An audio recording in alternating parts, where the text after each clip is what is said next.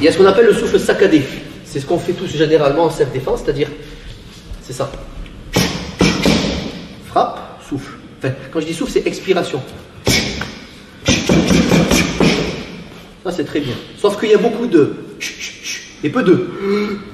À un moment donné, on est en dette d'oxygène, entre guillemets. C'est-à-dire, si je vous dis pendant 1 minute, vous tapez non-stop sur le bouclier, ou vous faites un shadow libre, version rapide, et vous soufflez, vous pouvez tester, on va pas le faire, hein. Mais voilà, je vous donne le raccourci. Plus vite, plus fort, on peut y arriver, mais il faut avoir une certaine habitude. Donc là, je vous déconseille, quand c'est des exercices longs, 1 minute, 45 secondes ou je ne sais quoi, de faire toutes les techniques saccadées. Ça, je vous conseille si c'est une attaque. Voilà. Courte explosivité, courte durée. Là, ouais. Maintenant, je vous conseille, et vous allez le tester, quand ça sera en combat surtout, quand ça sera long, genre les combats qu'on va faire, où vous travaillez, ce qu'on a fait là d'ailleurs, hein. J'aurais dû vous le dire avant peut-être, mais trop tard. Quand vous travaillez sur une période un peu plus longue, ou que vous ne savez pas la période, le temps, si je vous dis allez c'est parti, vous ne savez pas quand ça va s'arrêter. Allez-y mollo.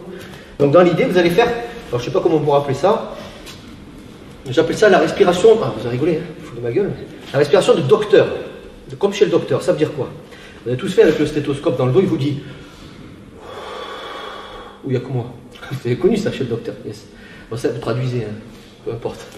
Mais dans l'idée c'est ça, donc il y a les respirations saccadées, et s'il y a plus d'expiration que d'inspiration, vous serez en dette d'oxygène entre guillemets, du coup pour rattraper le truc, mais ça c'est quand tout va bien en plus, c'est quand le mec ne bouge pas, si en même temps vous êtes en train de faire, et il vous met un coup ici, vous allez vous dire, oula, je suis un peu perturbé. Donc, au niveau du souffle, ce qu'il faut essayer de faire quand c'est long, c'est vraiment ouvrir, je vais schématiser, mais vous ouvrez en grand la bouche.